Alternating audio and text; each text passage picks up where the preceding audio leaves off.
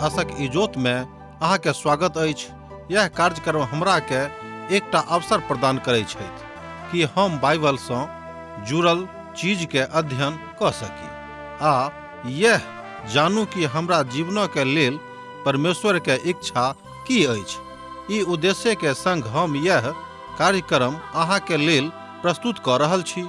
कृपया क देखू आ सुनू ताकि परमेश्वर अहाँ के जीवन के मार्गदर्शक ठहरे।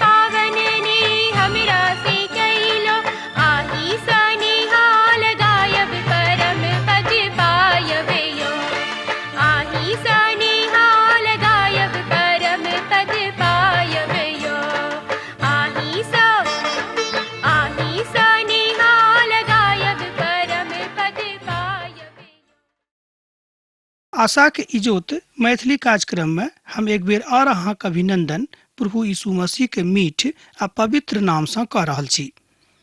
आजुक दिन हमरा सब नहुमा के पोथी के 3 अध्याय और अहाँ बाय सकलहुँ हैं ए पोथी के आखिरी काल में आबि गेल छी। एक क्रमबद्ध अध्ययन में हमरा लोकनि ए पोथी के अध्ययन के आजुक दिन समाप्त करब। परमेश्वर ए नगरी के बारंगना कहैत छथि। ओ बाजैत छथि जे ओ निश्चित रूपेण ए नगरी के नंगापन और बेशर्मी के समस्त लोकक सम्मुख में देखार क देता है आ ओ ए महान सभ्यता के पोल खोल कर सब लोकक सम्मुख में उघार क देथिन, अर्थात संसारक सम्मुख में असरिया के सभ्यता के सब क्यों जान जेतेक आ हुनक भेद खुज जेतेक और एहि तरह ए महान असरिया के राज आ साम्राज्य के सभ्यता के अंत भ गेल रहे। ए बातक हमरा लोग देखे छी कियाकि परमेश्वरक न्याय नहीं रहे और परमेश्वर न्याय कैलथ कियाक तो ओ सब परमेश्वरक प्रतिपक्ष में पाप करने चला आ जतेक लोग अहाँक देखता हा सब क्यों अहाँक वही ठाम से भाग के बजता हा निन्वय के नष्ट भ गेलिक, ओकरा कारणे विलाप करत। हम हुनका लेल शांति देवला कतौ से खोज के ल आनब। नहुमा पोथी 3 अध्याय तकर 7 पद ए बात कहै छै।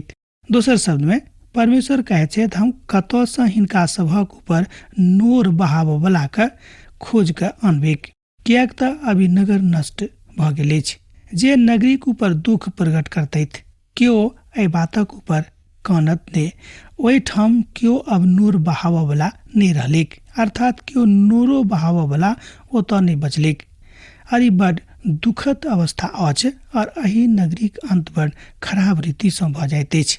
प्रभु के दास कहै छथि कि अंतिम संस्कार में गेलाक बादे ओहि ठामक लोकक ऊपर हमर मित्र बर ई लागल कि लोग केहन अंतिम संस्कारक काल में मानसिकता बना ले छथि। हमरा जिंदगी में सबसँ खराब क्षण केकरो अंतिम संस्कार में गिनाय लागैत अछि। अब अहाँके की अनुभूति अछि से तऽ हम नहीं कहब, मुदा हम अपन अनुभूति के अहाँके बता रहलहुँ हैं। ओ मरि गेली, ओ बीमार जहन भेल छली तहन बहुत लोग देखबाक लेल हुनका जाइत छलनि, मुदा किछु दिनक बाद लोग हुनका बिसरा देलनि। मुदा जहन ओ मुलाहा बहुत लोग हुनक नामक ठीकसँ नहि जानैत छलनि। मुदा जहन हम हुनक अंतिम संस्कार में भाग लेने छलहुँ हैं, शामिल भेल छलहुँ हैं, तहन अंतिम प्रक्रिया में हमी आरंभ कयने छलहुँ हैं। ओहिठाम केओ नहि छलाह और केओ हमरा नजीक में सेहो नहि छलथि। ई बड़ दुखक काल छल। हम जानैत छलहुँ जे अंतिम क्रिया वाला निर्देशन बड़ नीक रहैत। हम हुनका लग जाकऽ कहलियनि कि अपन समस्त कार्यालयक सब कार्यकर्ताके एहिठाम लऽ कऽ चलहुँ, जाहिसँ ओ सब मिल कऽ एहिठाम प्रार्थना करतथि। हमरा सब गोटे एक दिन एकटा अंतिम क्रिया में शामिल होबऽ जा रहल छी। ओ एम्हर उम्हर घुरलाह, मुदा केकरो ओतऽ आने में सफल नहि भेलथि।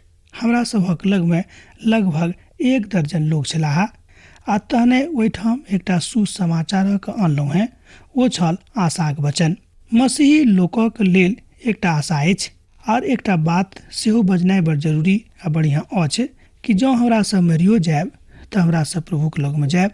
आ जहन प्रभुक लग में जायब ओहिठाम एक गोटे दोसर गोटे चिन्हब। एकटा महान आशा मसीही लोकक जिंदगी में छनि, आर केकरो जिंदगी में ई बात नहीं छनि। यीशु मसीह हमर पापक लेल मुलाहा और पुनः ओ तेसर दिन मृतक में सँ जी उठलाह, जाहिसँ हमरा सभक आनंद पूरा भऽ जायक। मुदा एहि तरहक अंतिम संस्कार में शामिल भेनाइ ठीक नहि लागल छथि, आ ठीक हमरा नहि लागल, जतऽ कोनो दोस्त नहि छलथि। परमेश्वर कहलनि, निनवेक नष्ट भेला पर केओ नूर नहि बहुतेक। नहुम कहैत छथि कि एहि बातसँ संपूर्ण विश्व आनंद मनौताह। अहाँ वा हम एहि बातक जानै छी कि जे इच्छा परमेश्वरक छनि, जे न्याय परमेश्वरक छनि, हुनक न्याय के ऊपर अंगुरी उठेबाक जरूरत नहीं थिक। आ जँ केओ विश्वास नहीं करत तऽ हुनका ऊपर नोर बहुनाइ बेकार भऽ जाइत अछि। परमेश्वरक न्याय की अहाँ अम्मोनक नगरसँ बढ़ि कऽ छी, जे नहरक बीच में बसल छल, और हुनका चारू दिस पानि छलैक, और महानद हुनका लेल किला और नगरक दीवार के काज करैत रहेक। नहूमक पोथी 3 अध्याय तकर 8 पद एहि बातक कहैत अछि। नहोमोन छल जिनका हमरा सब तोबेशक नामसँ जानै छी, जे ऊपरका मिस्रक महान राजधानी छल। एहि विषय वस्तु पर डॉक्टर चार्ल्स फ्लेब्रग पोथी लिखने छथि, बड़ महत्वपूर्ण। वो हुनकासँ बढ़िया आर केओ एक कनिष्ठ भविष्यवक्ताक ऊपर हमरा हिसाबे आजुक दिन धरि केओ नहि लिखने छथि। हम एहि पोथीसँ की आर अहाँके बाजब जे अहाँ आनू हमरा दिअ, मुदा हम यह बाजै छी कि अहाँ प्राण बचौने रहू। योना, मीका आर नहुमसँ जाहिमे ओ छलाह, ओ एहि बातक बताबै छलखिन जे ओहि नगरीक लोक बड़ पापी भऽ गेल रहथि, अर्थात परमेश्वर कहियो पापसँ समझौता नहि करतथि। पापीक लग जाकऽ हुनक पापसँ मुक्त करबाक हेतु हुनका जरूर सुसमाचार सुनेबाक आज्ञा देने छथि। हुनका विषयमे सेहो बतौने छथि। ई तऽ फारोसक राजधानीक नगर छल, जे 8म और 20म वंश परंपराक रहथि। ओ सब अपन वास्तुकलाके बड़ अद्भुत नमूनाक प्रस्तुत कयने छलाह, जाहि बातक ग्रीक और रोमी लोक बड़ पसंद करैत छलाह।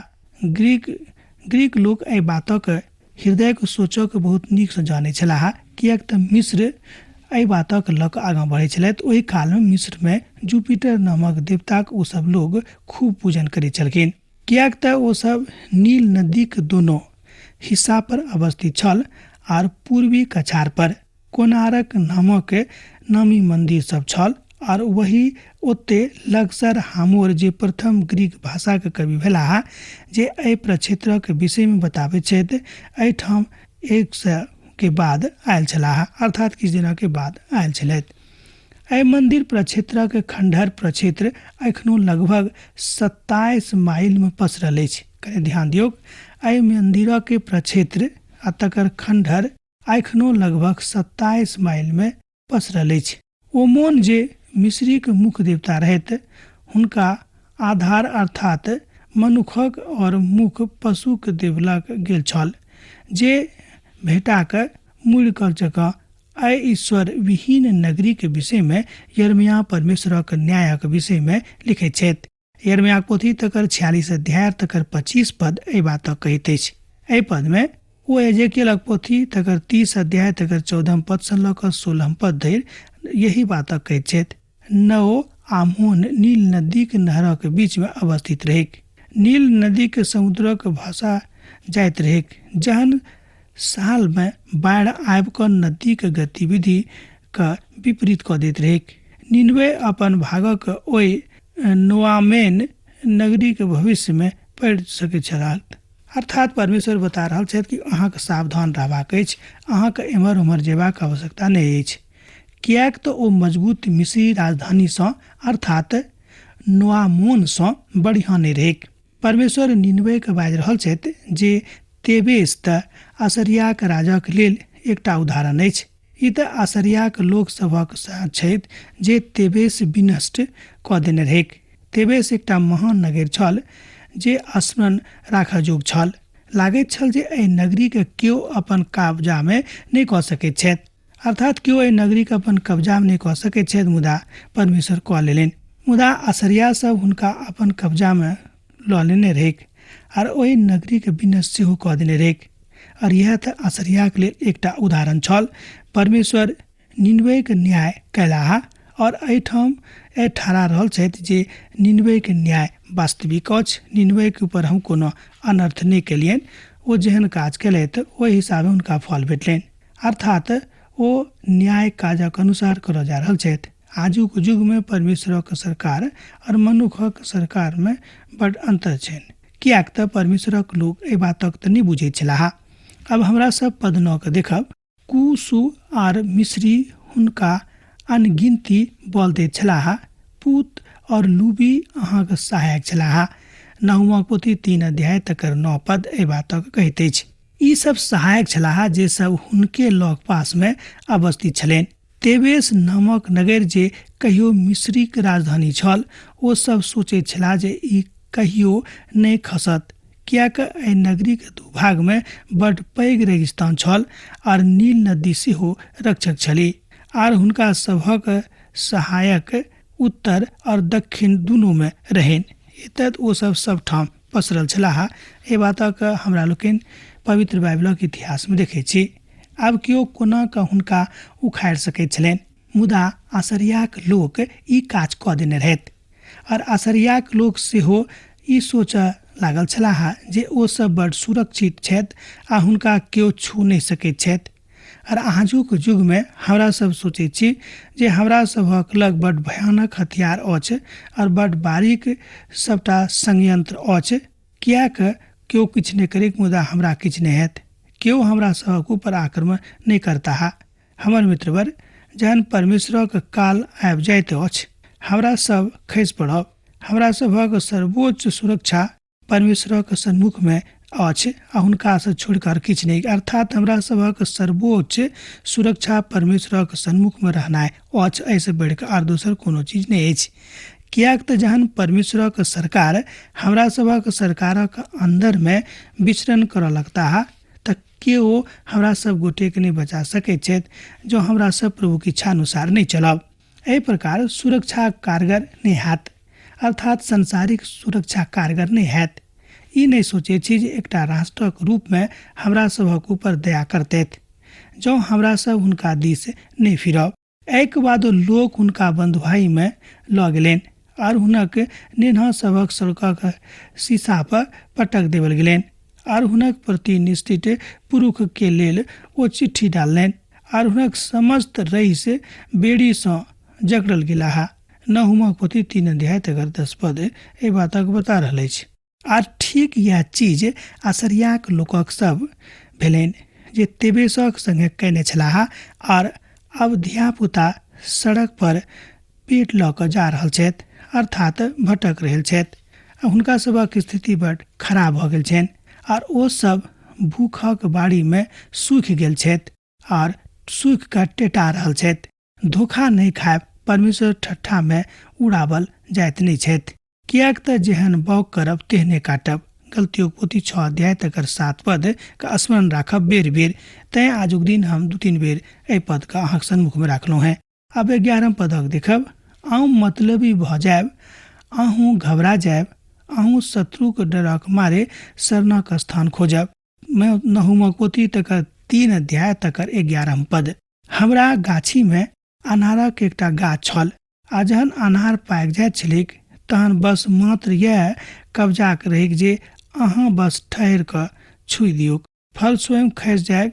एहि बातक हमरा जानकारी नहि छल। यह बात एहिठाम नहूम निनवे सँ बाजि रहल छथिन कि अहाँक परमेश्वरक संगमे रहबाक अछि, नहि तऽ अहाँ तितर बितर कायल देवल जायब। अहाँक समस्त सुरक्षा एहि तरहक अछि, आ जाहि क्षणमे दुश्मन आबि जायत ओहि सभक फाड़ि कऽ अर्थात अहाँक सुरक्षाके फाड़ि कऽ अहाँक देशमे प्रवेश कऽ जायत। सब ठाम ओ भ्रमण करत। देखियौ अहाँक लोक जे अहाँक बीचमे छथि ओ सब स्त्री बनि गेल अछि। अहाँक देशमे प्रवेश करबाक बाट अहाँक शत्रुक लेल बिल्कुल खुजल पड़ल अछि, आर रुकावटक छोड़ आगे कर भऽ गेल अछि। नहूमक पोथी 3 अध्याय तकर 13 पद एहि बातक कहैत अछि। एहिठाम विचारक चिंतन यह थिक जे लोकक मोन एहि तरह किया लागैत अछि। लोकक मोन अनीतिमे किया लागैत छनि। लोक कियाक ओहिठाम स्त्रीक जकाँ भऽ गेल छथि। पुरुष सब स्त्री जकाँ व्यवहार कऽ रहल छथि, अर्थात पुरुष सब स्त्री जकाँ भऽ गेल रहथि। आर एहि बातक ई अर्थ सेहो लगाओल जाइत अछि जे एहिठाम जतेक अधिकारी सब छलाह, जतेक लोग अनर्थ कयने छलाह, हुनका सभक स्मरण भेलनि आ हुनका सभक शक्ति कमजोर भऽ गेलनि। हम बड स्पष्ट भऽ कऽ बाजब जे परमेश्वर स्त्री आंदोलनक लेल तऽ नहि छथि, जेनाकि आजुक युगमे अछि। एखनो लोग विश्वास करैत छी जे स्त्रीक स्थान बाड़ीमे छनि। हम विश्वास करैत छी जे कलीसियामे स्त्रीक बड ऊंच पदक ऊपर नहि देबाक चाही। ई प्रभुक एकटा महान दासक अपन सोच विचार छनि। स्त्रीक काज कलीसियामे रविवासरीय वर्ग नहि लेबाक अछि, मुदा हुनक कलात्मक बातक लेबाक अछि जे ओ अपन परिवारसँ प्राप्त कयने छथि, और वह हुनक स्थान छनि, आ यह हुनक धैर्य छनि, यह हुनक धीरज छनि। ओ अपन शक्तिक अधीनमे सबके लऽ लैत छथि, तहन हाकिम होएत वा केओ होएत। कलीसियाक काजमे बड महत्वपूर्ण काज स्त्री कऽ सकैत अछि, आर स्त्री के कारणे सेहो कलीसियामे विनाश भऽ जाइत अछि। बहुत विद्वानक यह भेद छनि, और बहुत विद्वान एहि मत पर एक छथि आ बहुत विद्वान एहि मत पर एक नहि छथि। नहूमक पोथी 3 अध्याय तकर 14 पद के कने देखियौ। अर्थात घीर जेबाक दिनक लेल पानि भरि लिअ, और गड्ढा सभक बेसी दृढ़ करू। कादव में आबि कऽ गारा लताड़ू और भट्ठा के सजाऊ। एहि बातक हमरा लोकनि एहिठाम देखै छी नहूमक पोथी 3 अध्याय आ तकर 14 पद में।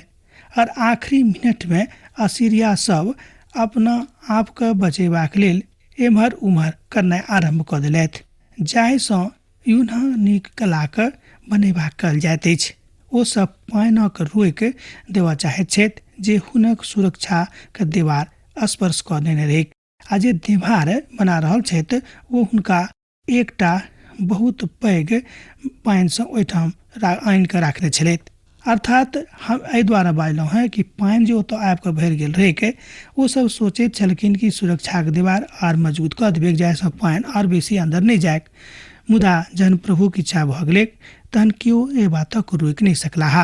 हम अहाँके बता सकलहुँ हैं जे ओ सब बड़ शीघ्रतामे जमीन पर आबि गेल जैता, आ बहुत शीघ्रतामे ओ सब जमीन पर आबि जेताह, अर्थात हुनका सभक स्थिति बड़ जल्दी खराब भऽ जेतनि। ओतऽ अहाँ आगिसँ भस्म भऽ जायब और तलवारसँ अहाँ नाश भऽ जायब। ओ एलेक नामक टिड्डीक जकाँ अहाँके निगल जायत। नहूमक पोथी तकर 3 अध्याय तकर 15 पद एहि बातक कहैत अछि। नहूम कहैत छथि जे ओ सब पुनः स्थापनाक प्रयास करताह, मुदा ओ सब सफल नहि हेता। अहाँके व्यापारी तरेगनोसँ बेसी अनगित भेलाह। एहिठाम लिखाओल गेल अछि कि अहाँके व्यापारी सब तरेगनोसँ बेसी अनगिनित भेलाह, आ टिड्डी चट कऽ कऽ उड़ि जाइत अछि। नहूमक पोथी 3 अध्याय तकर 16 पद एहि बातक कहैत अछि। हम बरख हुनक धनक राष्ट्रीय संपदा बढ़ जाइत रहन आर ओ सब बड़ पैघ व्यापारी छलाह, मुदा ओ सब किछु अब समाप्त भ जाइत। एठाम बाजि रहल छथि परमेश्वर कि हम देशक एक एक ईंट सँ ईंट बजा देब, अहाँक लगमे किछु नहि बचत। देखियौ परमेश्वरक तामस और हुनक क्रोध। हमरा सब गोटेके परमेश्वरसँ बचि कऽ रहबाक अछि आ हुनक शरणमे रहबाक अछि, पाप नहि करबाक अछि, घमण्ड नहि करबाक अछि। अहाँक मुकुटधारी लोग टिड्डीक समान और अहाँक सेनापति टिड्डीक समूहक जकाँ ठहरताह, जे जाड़ाक दिनमे पहाड़क ऊपर टिकैत छथि, मुदा जहन सूरज देखाइ दैत छथि तहन भागि जाइत छथि, आर केओ नहि जानैत छथि जे ओ सब कतऽ गेलाह। नहुमक पोथी तकर 3 अध्याय आ तकर 17 पद एहि बातक कहैत अछि। आ जहन काल आबि जायत तहन अगुआ सब बचि कऽ भागि जेताह, आ ई बात बड़ कम कालक लेल होइत। हे असरियाक राजा, अहाँके ठहरावल चरवाहा ऊँघैत छथि, अहाँके शूरवीर भारी नींदमे पड़ल छथि, अहाँके लोक सब पहाड़क ऊपर तितर बितर भऽ गेल छथि, आर केओ हुनका जौर नहि करैत छथि। नहुमक पोथी 3 अध्याय तकर 18 पद में हमरा लोकनि एहि बातक देखै छी। एहिठाम असरिया राजा निरुत्तर भऽ जेताह, जतऽ ओ समूहक चलबैत छलाह, अर्थात ओ सब एहि बातक नहि कऽ सकैत रहथि। हाँ, ओहि देशक संपूर्ण राजनीतिक गतिविधि समाप्त भऽ गेलै। राजनीति मुदा सत्यक ऊपर अडिग नहि भेल जा सकैत छै। तहन लोग प्रेम करताह आर अन्यथा आर दोसर कोनो उपाय नहीं छेन। आ जाबे धरि शांतिक राजकुमार, ध्यान दियौ, आ जाबे धरि शांतिक राजकुमार प्रभु यीशु मसीह नहीं औतैथ, संभवतः एहि संसार में शांति नहीं आबि जेतैक। पवित्र पोथी बाइबल कहते कि हुनका बिनु एहि धरती के ऊपर केओ शांतिक स्थापना नहीं कऽ सकैत छथि। अहाँ एहि बातक सीखू, एहि बातक मानू, आर संसार में शांतिक स्थापना कऽ लेब, अर्थात परमेश्वर शांतिक स्थापना कऽ सकैत छथि जँ हुनक इच्छा भऽ जेतनि। अब हमरा सब एहि पोथी के आखिरी पदक देखब। अहाँके घाव नहीं भरि पाबत, अहाँके रोग असाध्य अछि, आ जतेक लोग अहाँके समाद सुनत ओ अहाँके ऊपर ताली बजौताह। कियाक तऽ एहन के छथि जिनका ऊपर अहाँके लगातार दुष्टताक प्रभाव नहीं पड़ल होइक। नहुमक पोथी 3 अध्याय तकर 19 पद जे आखिरी पद ठीक एहि बातक बतबैत अछि। असरियाक लोग पाप कैलाह, पाप करैत गेलाह, आ हुनका सभक पाप ततेक रहनि कि एहन कोनो राष्ट्र ओहि लग पास में नहीं बचि गेल रहैक जे हुनक पापक कारणे अर्थात दुखी नहीं भेल छलाह आ हुनक ऊपर प्रभाव नहीं पड़ल रहनि। हुनका सभक जिंदगी के बाट बड़ दुभर भऽ गेल रहनि, कियाक तऽ असरियाक लोग हुनका सभक चुनि चुनि कऽ सताबैत छलखिन। आ एहि बातक जे परमेश्वर बता रहल छथि कि अहाँ वा हम कोनो खराबी खोजबाक चक्कर में नहीं, मुदा परमेश्वरक महिमा को खोजबाक चक्कर में घुमबाक आवश्यकता ठीक है। यह तऽ बुझबाक अछि। अर्थात अहाँ की चुनि रहलहुँ हैं हमर मित्रवर। अहाँ आजुक दुनिया में बहुते अन्याय के देखैत होइब, मुदा परमेश्वर हुनका सभक लेल किछ ने किछ जरूर करतैथ, कियाक तऽ परमेश्वर छथि आ ओ धर्मी छथि, ओ दयालु छथि, ओ प्रेमी परमेश्वर थिकाह। अर्थात हुनका बिनु दोसर आर केओ कोनो काज नहीं कऽ सकैत छथि। निनवे के विनष्ट कऽ देलनि आर ओहि देशक गढ़ाक जकाँ बना देलनि, मुदा आजुक युग में ई दुनिया के नक्शा पर सँ गायब अछि आर ओ धरती पर सँ गायब सेहो अछि। परमेश्वर अपन न्याय पूरा कैलथि, अपन जिम्मेवारी के निभौलथि। परमेश्वर अपन जिम्मेवारी सबके संगे निभावैत छथि। अहाँके घाव भरि नहीं पाबत, अहाँके रोग असाध्य अछि, आ जतेक लोक अहाँके समाद सुनत ओ अहींके ऊपर ताली बजौताह। कियाक तऽ एहन के छथि जिनका ऊपर अहाँके लगातार दुष्टता के प्रभाव नहीं पड़ल होइन। एहि बातक हमरा लोकनि आखिरी पद में देखने छलहुँ हैं। कियाक तऽ हुनका सभक पाप ततेक पैघ भऽ गेल रहनि, ततेक मोट भऽ गेल रहनि, ततेक गहीर भऽ गेल रहनि कि हुनका सभक आर केओ बचेबाक उम्मीद में नहीं छलाह। अब आजुक अध्ययन हम सोचे छी एहिठाम रोकब, कियाक तऽ काल भऽ गेल। हमरा विदा दिअ। यीशुक नेह अहाँके जिंदगी में बनल रहे। आमीन। हमर विश्वास अछि कि ई कार्यक्रम अहाँके लेल लाभदायक सिद्ध अछि। हम चाहै छी कि अहाँ अपन आशीषके हमरा संग साझा करू।